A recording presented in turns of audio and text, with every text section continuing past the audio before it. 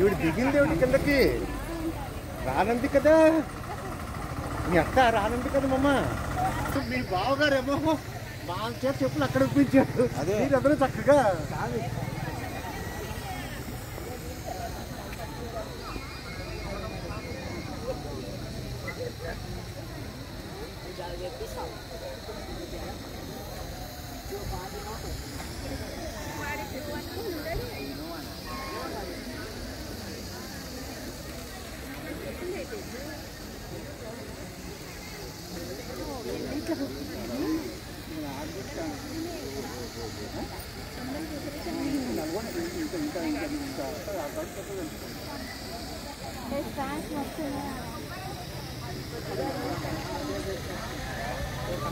ఇట్లా పని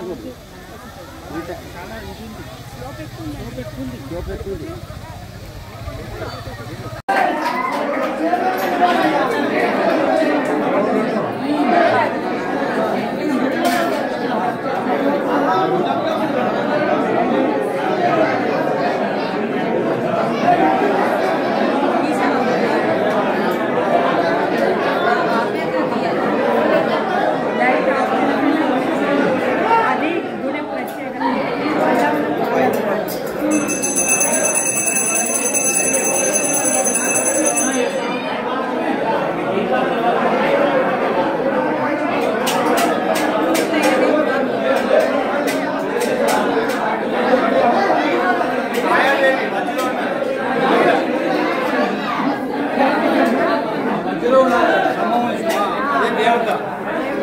దేవుడు అదే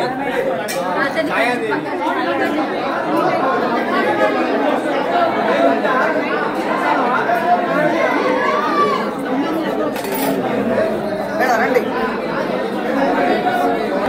అది ఛాయ అనమాట.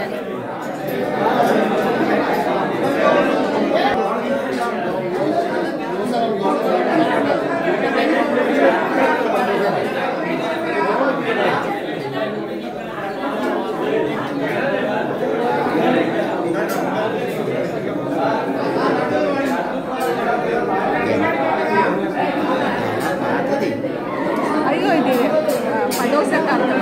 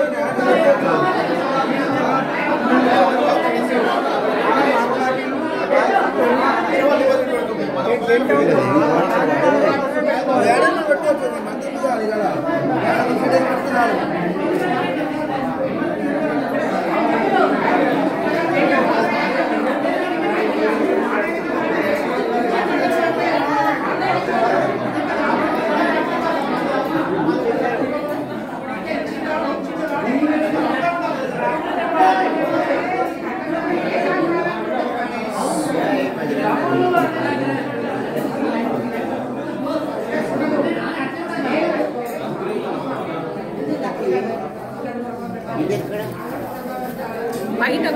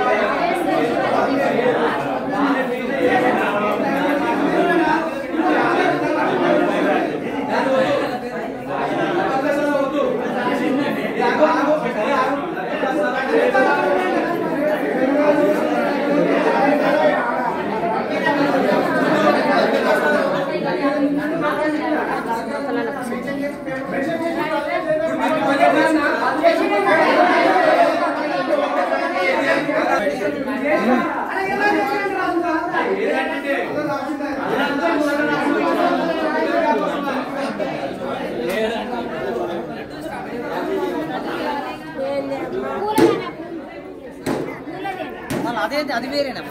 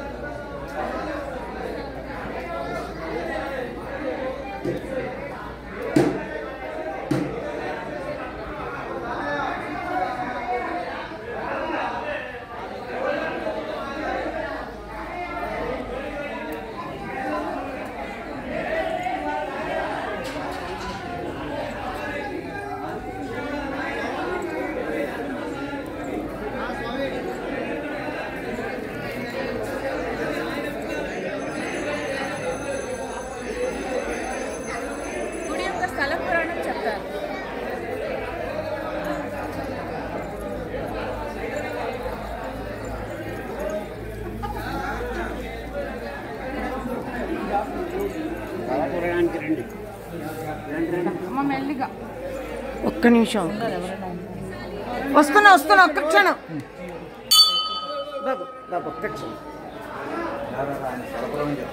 అదే అందుకే స్వామి ఆత్మలింగం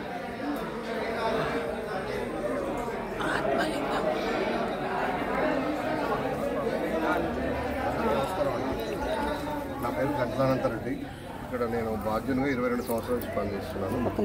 ఆస్థాన చైర్మన్గా ఉన్నా కానీ పదవి డిక్లేర్ చేసుకోను. నేను ఎక్కడ ఉన్నాను ప్రైవేట్ స్కూల్ కరెస్పాండెంట్ లోపల నాకు స్కూల్ ఉన్నది. తర్వాత ఫుట్బాల్ అసోసియేషన్ ఉమ్మడి జిల్లా చైర్మన్గా ఉన్నాను.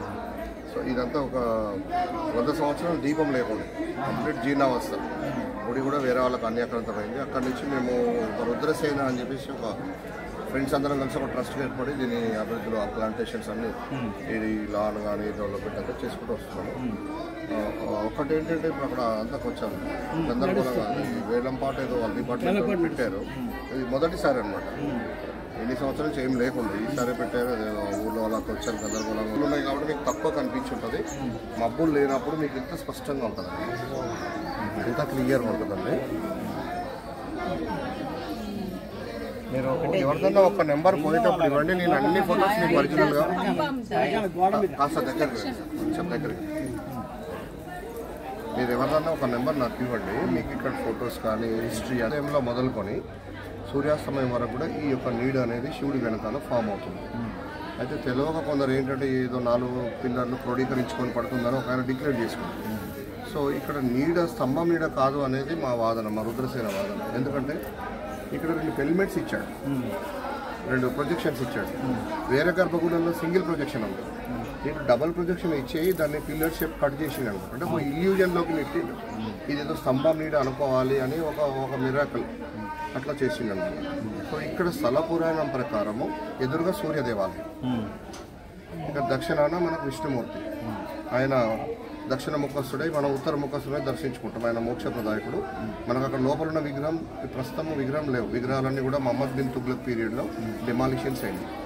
ఇది కాకతీయ రాజ్యంలో మనకు అంతకుముందు చోళరాజులు ఏరువ భీమ చోడ మహారాజా అనేటాయనతోని ఈ పానగల్ని కేంద్రంగా చేసుకొని క్యాపిటల్ సిటీగా చేసుకొని నల్లగొండ, మహబూబ్ నగర్, ఖమ్మం ఈ 3 ఉమ్మడి జిల్లాలని చిన్న రాజ్యంగా చేసుకొని మరి ఎట్లొచ్చిండో కర్ణాటక నుంచో కేరళ నుంచో ఆయన వచ్చి ఇక్కడ ఒక రాజ్యం ఏర్పాటు చేసుకుంది. తదుపరి ఈయన ముందు కళ్యాణ చాణక్యులకి సామంతులుగా ఉండేవారట.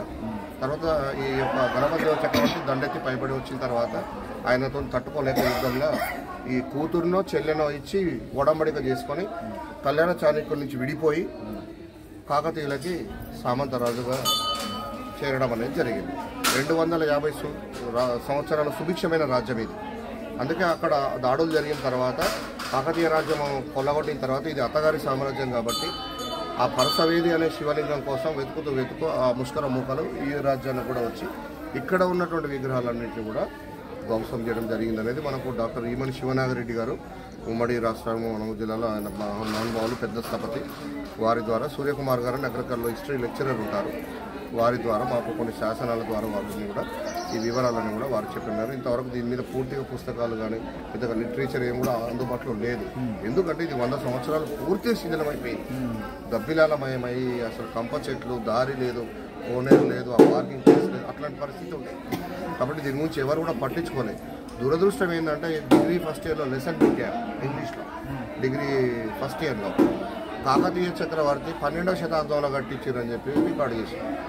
మరి ఒక స్టూడెంట్ ఇక్కడికి వచ్చి బోర్డు చదువుకుంటే ఇదే కనీసం పుస్తకంలో రాసేటప్పుడు డైనాసిటీ అండ్ అట్లీస్ట్ పీరియడ్ ఇది 1050 అంటే ఆయన 12 అని రాస్తేవి, ఇది చోళరాజులు కట్టించారంటే కాకతీయులు కట్టించారని రాస్తేవి. మరి పుస్తకంలో చదువుకున్న విద్యార్థి ఇక్కడ వచ్చి చదువుకుంటే ఇది పాటించాలన్నా అది ఈ పరీక్షలు ఏం రాయాలి?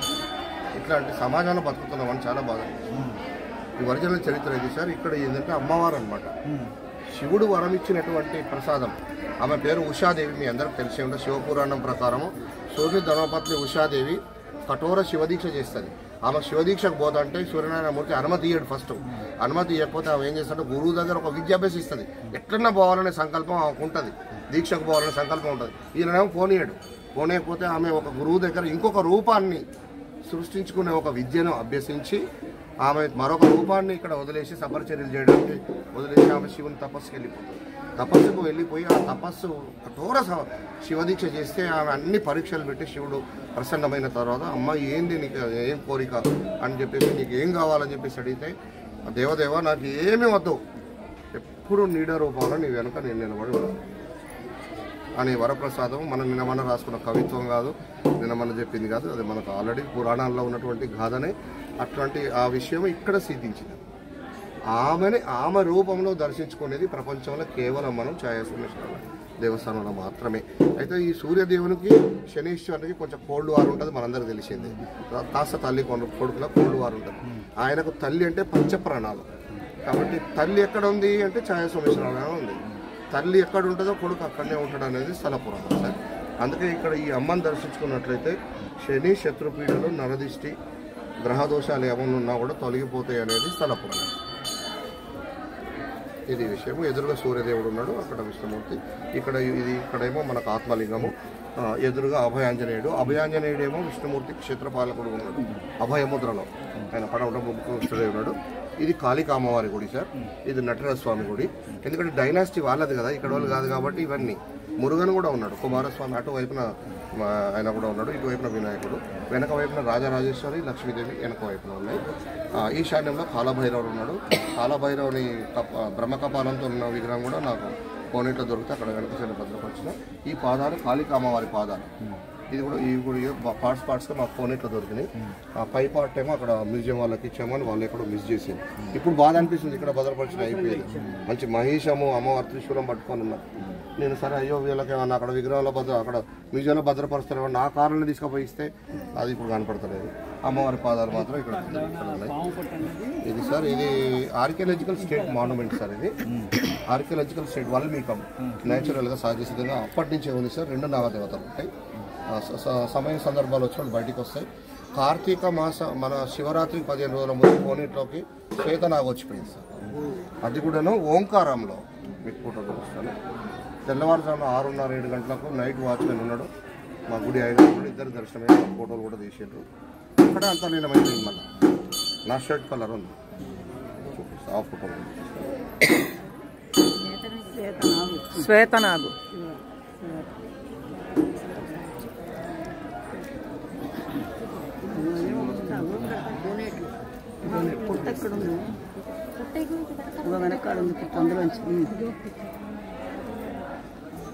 మొదటి శివరాత్రి ఉదయం నుంచి సాయంత్రం దాకా. మొన్న శివరాత్రి 4 లక్షల మంది వచ్చి సిఆర్పిఎఫ్ జవాన్లు డ్యూటీ చేసి అంత పెంచుకుంటుండే మహిమ స్వామి శక్తి. ఆయన ఇన్ని రోజులు కావాలనే అంటే ఇది ఆయన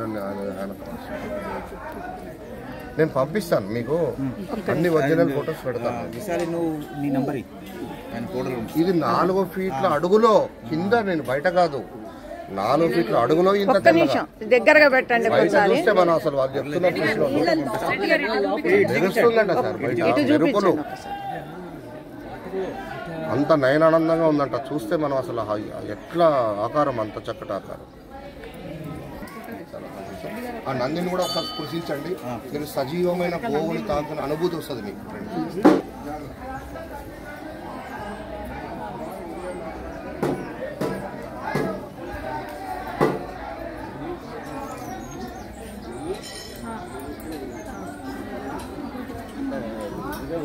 కొంచెం మట్టి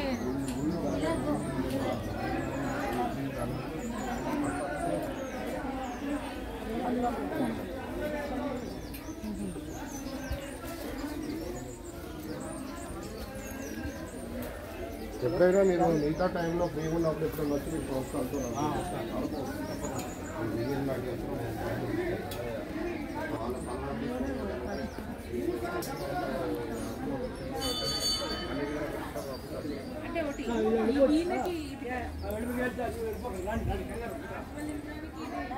నందులు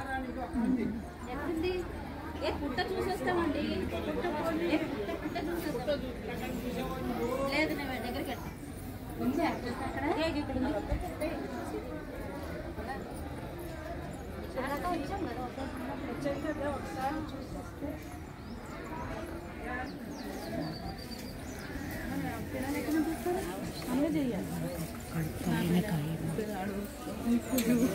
డాన్స్ చూసారు అన్నీ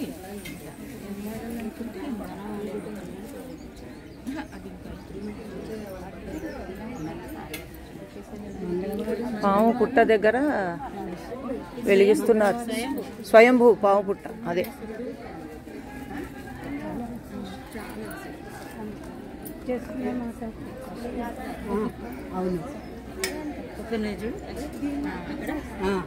ఉన్నాయా? కానీ ఏదో నాకు తెల్లగా హోల్స్ క్లియర్ చూడడానికి కాస్త అడవి టైప్లో ఉంది. చెట్టు కళ్ళు 21 months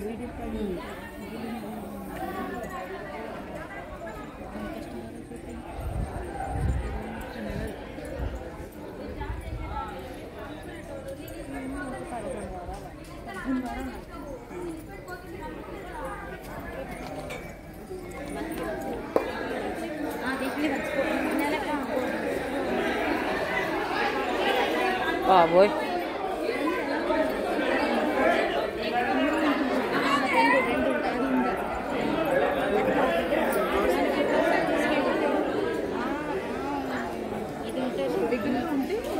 దానికి వెళ్ళి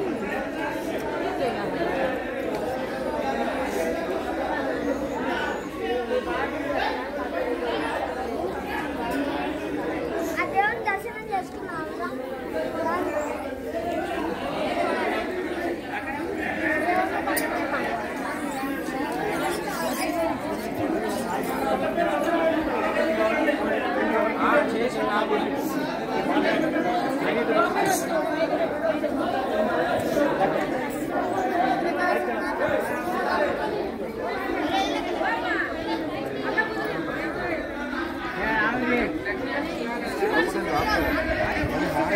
హారతగానే ఉంటాయి. మనం చూస్తే ఫోటోలో మాత్రమే కనిపిస్తుంది.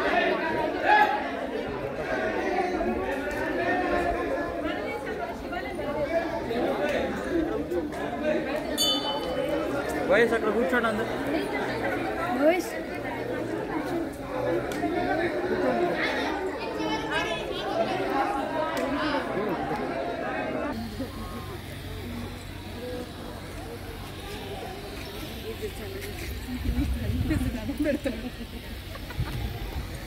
నిజం కానీ అది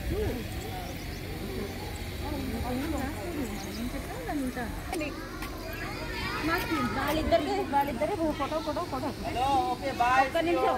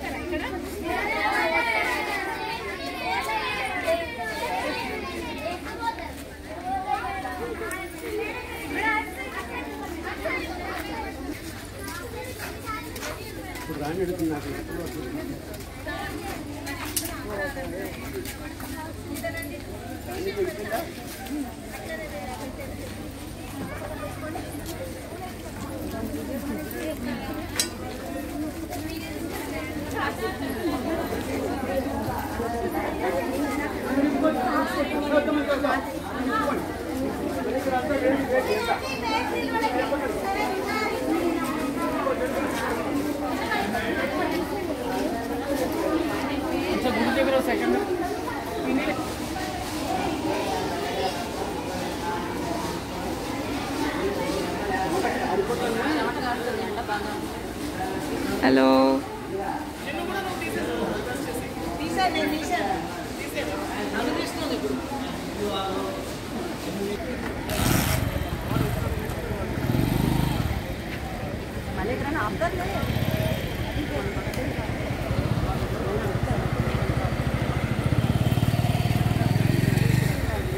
గుళ్ళో ఉండవైనా